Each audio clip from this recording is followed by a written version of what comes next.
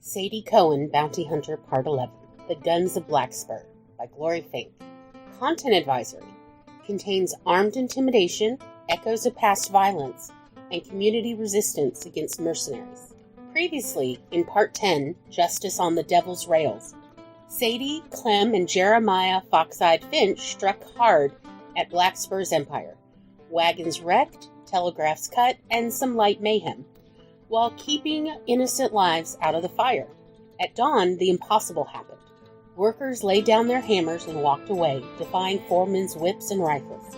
The U.S. Marshals rode in with papers and irons, arresting Judge Greaves, Sheriff Murdoch, and Blackspur men in broad daylight.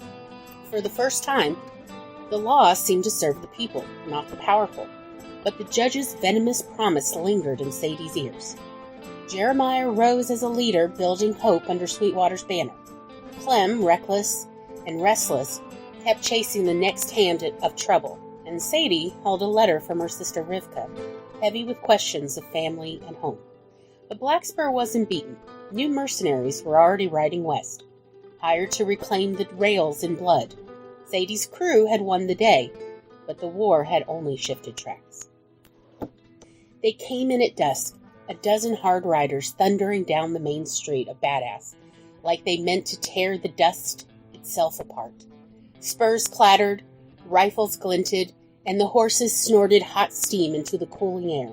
No badges, no colors, just the lean look of men paid to frighten more than to fight. I should have stood tall. I should have met them in the open like any bounty hunter worth her salt. But the sight of them, the way they split the street in two, shouting, whooping, their eyes hungry for fear, it punched the breath out of me. And in the empty beat where my lungs should have worked, I was a child again.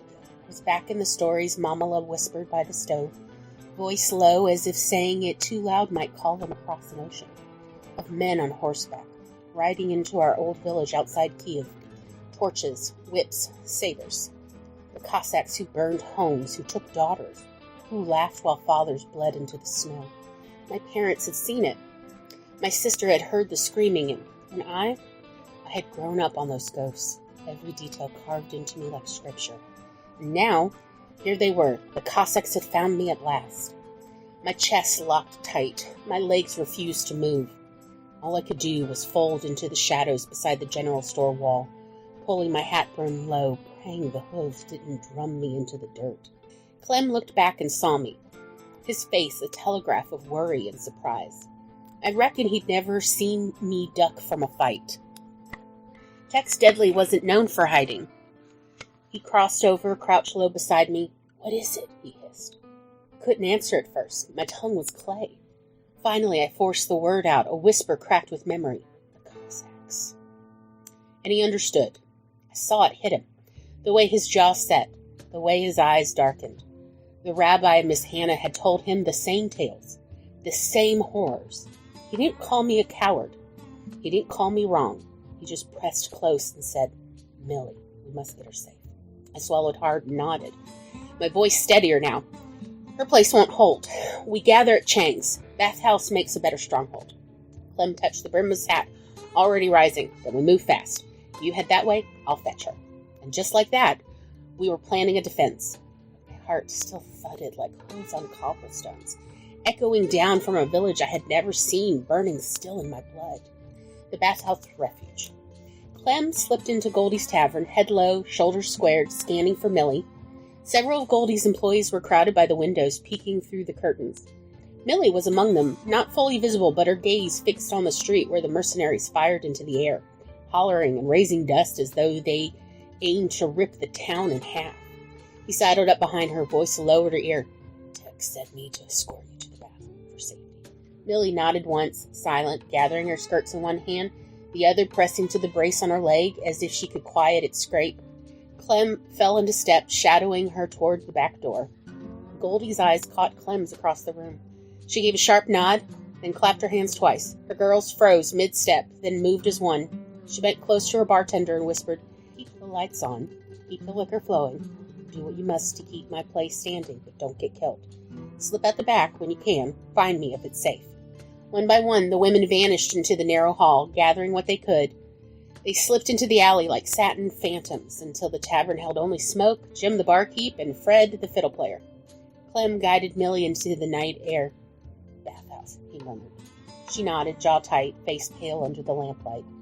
By the time they reached Chang's bathhouse, others had already gathered. The grocer's family huddled in a corner with ledgers and jars of canned peaches stacked like barricades. Two of Goldie's girls sat on the steps, paint scrubbed from their cheeks, clutching hands like children. A stable boy slipped in, hay dust still in his hair, smelling of horses and sweat, eyes wide as moons.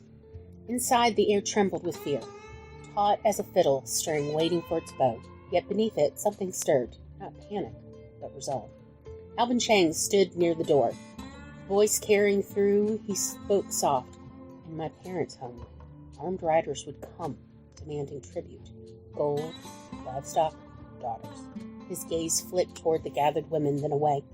My family fled because we believed America was different, that here, law was stronger than men with guns. A murmur rippled through the crowd, grief and anger woven together. Alvin's hand pressed the doorframe, like he meant to hold the whole building up by himself. I won't watch badass fall the same way. Not while I have walls and water and two hands left to work with. Someone nodded, and then another. Millie spoke, voice thin but steady. They'll come for our horses, and if they take the horses, they'll take the town. Evie, one of Goldie's girls, swallowed and whispered, We can't let them keep either. Silence fell so hard it rang in the steam-heavy air. The grocer's wife, Siobhan, broke it, voice plain and sharp. We take their guns. We take their horses. We stand, or we're done for. The murmur swelled again, louder, braver, still afraid, but not alone.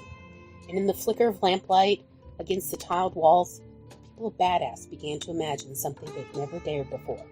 Fighting back. Planning the countermove. We crowded the back room of Chang's like conspirators in a bad play. The kind where the house always burns at the end and somebody's bound to sing a wrong note. Clem pressed his shoulder against the cracked plaster. Goldie leaned on the basin with the easy authority of a woman who'd kept a dozen men sober and alive through worse nights. And Millie sat with her brace propped, holding her cane, jaw clenched as if it could hold the whole town together. Albin kept one hand on the doorframe, as if the building might otherwise dissolve into smoke. I recounted everything the mercenaries had done outside. The laughing, the gunfire, the way they moved like men who expected no answer. They'd swaggered in thinking the town would fold like a deck of cards. They'd misread us. First thing, Clem said, quiet and sharp, we take their guns. Goldie snorted, but not mean. And take their horses, she added. No mounts, no reach. She looked at the girls, who stood at the edge of this room like a small army in curls and ruffles. Evie, who could make a man forget his sins with a glance, stepped forward. We'll get their attention, she said. Her voice didn't tremble. We'll pour whiskey, sing, laugh. She cut herself off and met Goldie's eye, the joke gone. We'll make 'em sleep.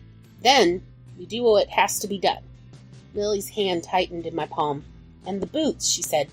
They won't walk far on sand and scrub brush without boots. Make their world small. Albin nodded, every line on his face sharpened. My father once said, you starve a problem of its tools, not its life. You take the instrument, take the fear. He looked at the general store owners. Can your men move horses quietly? They can, the grocer's wife said. They've led mules by moonlight before. They'll do it again. Clem sketched the map in the steam on the tile. 3 routes out. One for the horses, one for the stable hands with enough rope to load without fuss, and one for the men who would ride for Fort Crookajaw. We lead the horses out tonight before dawn, he said. Storekeeper and 2 others ride hard for the fort and find Thornton, he sighed. Find the marshals. Tell him badass needs help. He rolled his eyes at himself and grinned. Names ain't my strong suit this late in the day. Goldie's bartender, Jim, found his voice. I'll keep the saloon lively. Make sure they drink enough to sleep on their feet. He gave a chuckle and the girls tittered. And the wire? I asked. We need the law to know what it's riding toward. The newspaper man, thin as a rail, with a face that had been punched by too many deadlines, straightened like a man pulling on a coat of courage. I'll go, he said. I'll slip into the office, tap the wire. Tell the marshals what the contract says. Tell them who paid for this. His hand shook, but his jaw found his line. We divided the work like we've been doing it all our lives. Evie and the girls would be the distraction. Drink, dance, draw the mercs deep into Goldie's so they'd hole up and sleep. While the mercs drank, stable boys and the grocer's men would lead the horses away in silence, out past in the scrub, and onto the road to Fort Crookedjaw. The newspaper man would tap the wire. The storekeeper and 2 good horses would ride with word in their mouths and sparing shot in their pockets. And the guns? Millie asked. Goldie's girls will lift the small arms. Clem's mouth was alarmed.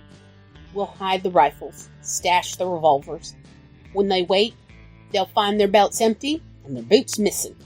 He let the last word hang. Evie's lips curved. They won't get far without boots, she said. You don't chase a wagonless man across hardpan in your stocking feet. It felt brutal and necessary.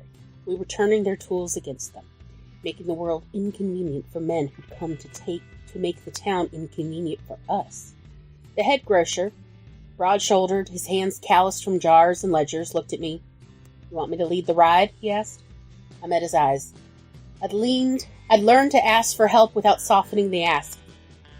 Lead that ride, I said. Find the marshals. Tell them work ain't done. That Blackspur has already sent armed reinforcements, and they're trying to tear up this territory. He nodded. A man who knew the weight of words from the weight of a saddle. I'll take Herschel and Jerome. We'll leave before it's light. Albin clasped his hands together. And I'll make the bathhouse ready. Towels by the door, buckets hidden, heck of a lot of steam if we need to hide people in there. We said the practical things, the things that make plans feel like they might stand a chance in the world. Where to stash the weapons, who took which alley. We joked in small, sharp ways to steady our voices. We swore oaths under our breaths. Before the dark sky had enveloped the town, we had a set plan. Each to our designated shadows. I watched Goldie's girls fold into the lamplight like wicked saints, satin disappearing into the alley. I watched Evie tighten a sack to her side, her smile gone thoughtful. Clem kissed Millie's forehead like a benediction and swung into the night. As I walked to the bathhouse door, my hand brushed my gun. A small, familiar weight. It steadied me. The town had chosen its weapon tonight. Not just steel, but cunning work. The stubbornness of people who'd had enough. When the first hoofbeat echoed from the street, it sounded less like a threat, more like a call. We had ours. We had plans. We had each other. The mission in motion. Night fell like a blanket with holes. The mercenaries kept lighting their own bonfire of noise out on Main Street. Careless as men paid not to mind what they broke. Inside, Goldie's fiddle played lively and sweet, and Jim kept the whiskey flowing like an invisible handkerchief, dabbing a fevered brow. The girls moved through the saloon as if born from its shadows, laughing, cooling, draping themselves across shoulders. The mercs lapped it up, thick with drink and hollow courage. Evie was a lesson in misdirection. She leaned on a man who smelled of saddle soap and stale tobacco, blinked slow at his arm, let her hand brush his holster as if by accident. He grinned, proud as a rooster. She whispered something witty and turned, guiding him toward the back room where Goldie had set up a game of cards. He followed like a lamb, pride making his feet heavy with sleep. Outside, under a moon that kept more secrets than light, Herschel and Jerome slid between shadows with the silence of men who handled mules all their lives. 2 stable boys led a string of horses away with quiet voices, their halters looped over shoulders, breath muffled so starlight wouldn't betray their thudding steps. The general storekeeper, broad, low-voiced, moved like a ghost, keeping in the barns and fences so the mercs wouldn't hear hoof snuff of departure until it was too late. I stationed myself at Chang's back window, watching the plan like a hawk. The newspaper man had crept to his office under my nod. I'd seen him slip in with his coat up, and later I saw the thin thread of his lamp through the papered window. He tapped the wire like a man praying with both hands, each clip a plea carried across the country to hearts that wore stars on badges. The first close call came when a merc, too used to being obeyed to be cautious, staggered out of Goldie's and nearly stepped on Evie's shadow as she slipped by the door. He reached for her arm in a drunk's half-hearted swagger. Evie laughed high and bright and put out her hand as if steadying herself. She touched his palm, blew a soft kiss, and while his belly relaxed with a joke, another girl, at her hip, palmed the pistol out of his belt and tucked it into the folds of her skirt. The merc slurred a compliment and staggered on, none the wiser until the sun pried sleep from his eyes and found his holster empty. One of the mercs snorted in his sleep on a bench, boots kicked off and feet bare, and another had the bad luck to pass out with his belt loosely buckled. By dawn, the saloon looked like a poor riot of fallen hats and stillness. Men slacked over tables and chairs, snores rising in little waves. All the while, the stable boys were hard at work. Their hands had calluses shaped like rope.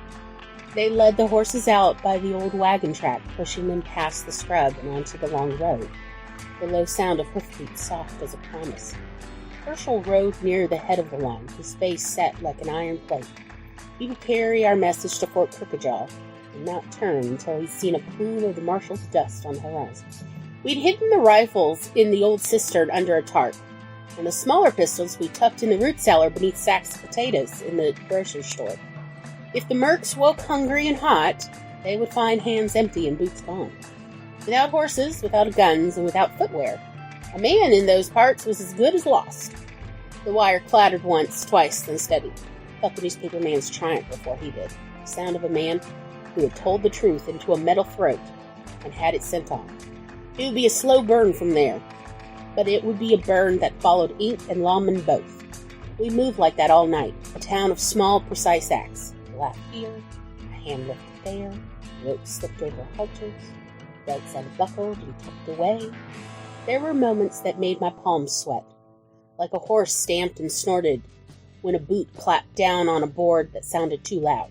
Each time someone breathed a single soft line, a hoax, a song, anything to turn attention away from the work being done.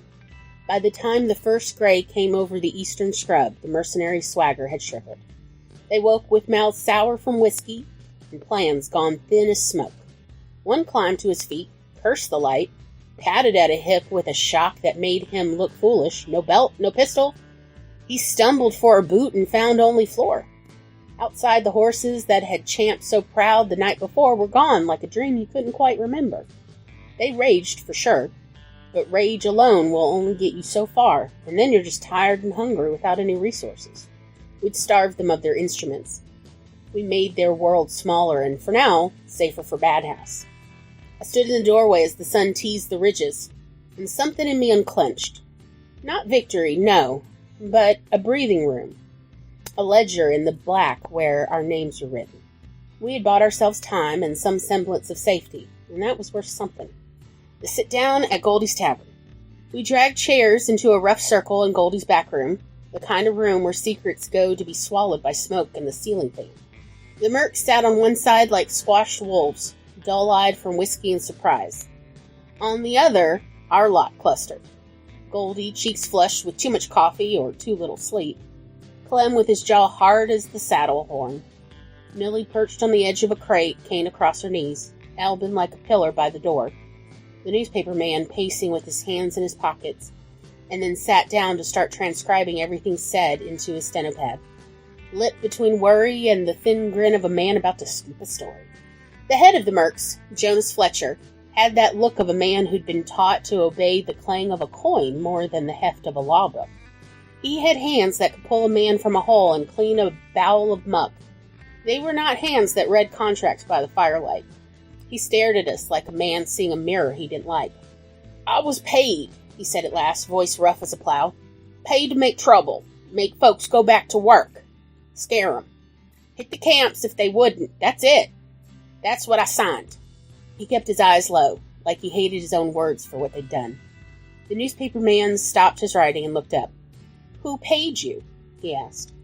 Fletcher swallowed. "Blackspur," he said. "Cornelius Blackspur IV. Name printed plain." He spat the name like it was a curse, and the air tasted the same for a second.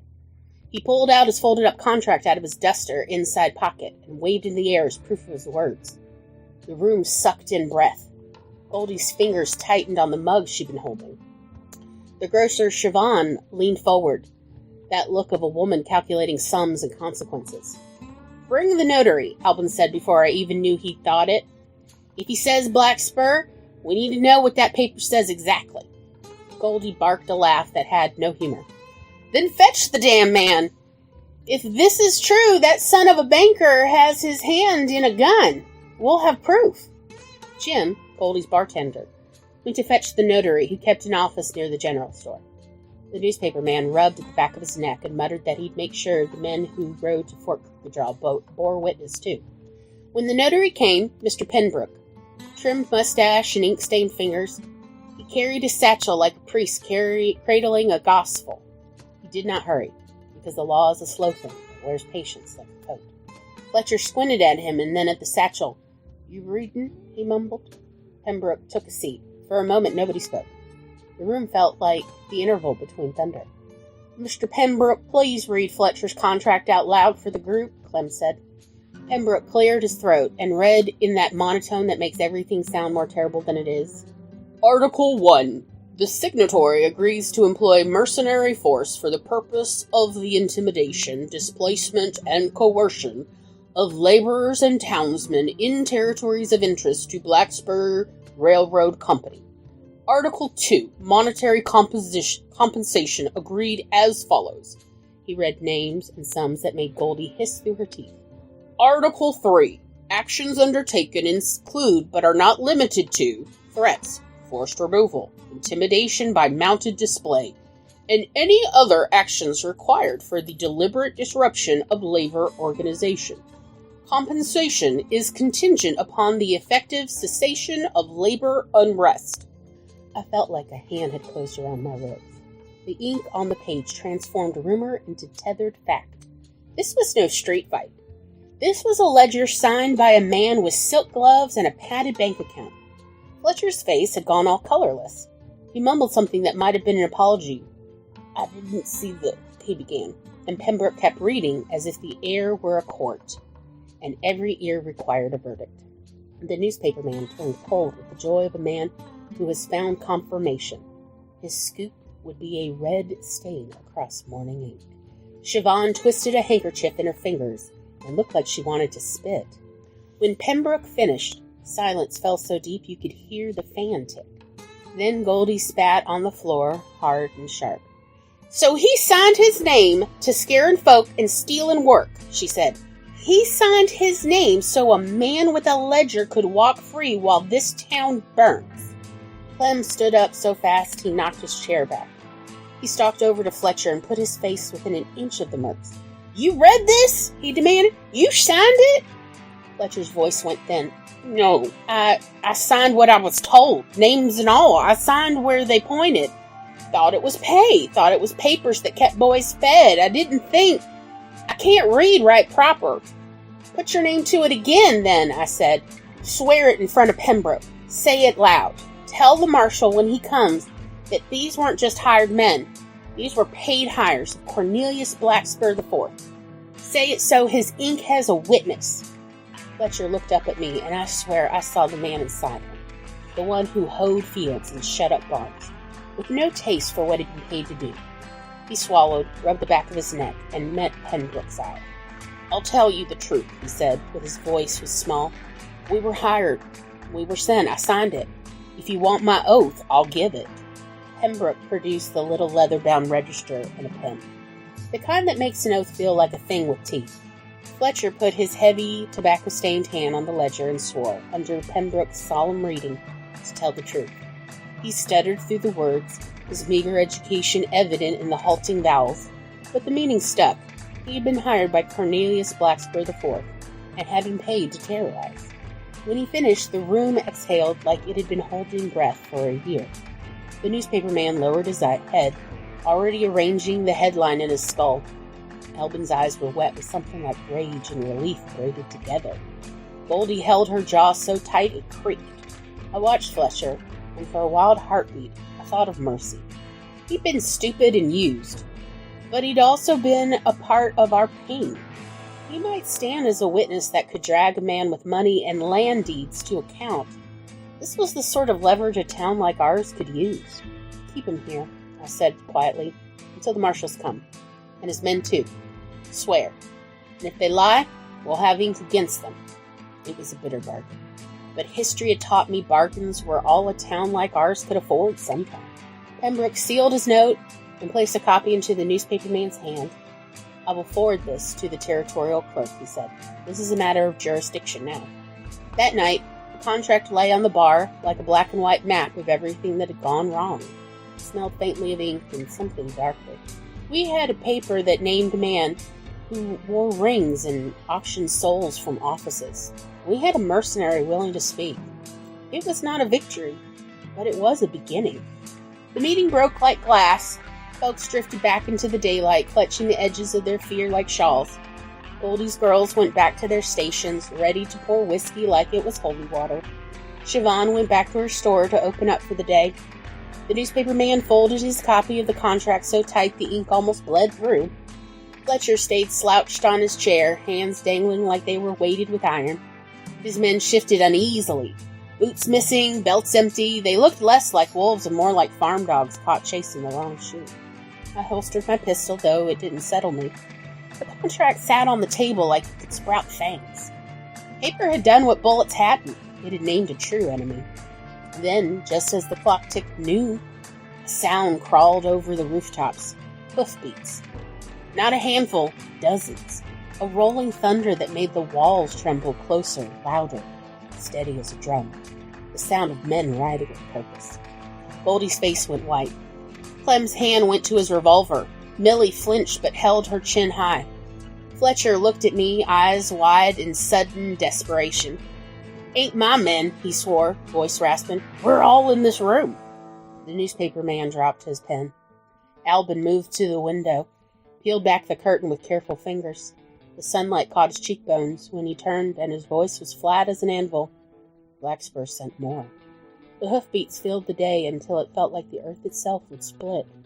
I pressed my hand against my gun belt and whispered to no one, to everyone, "They're here."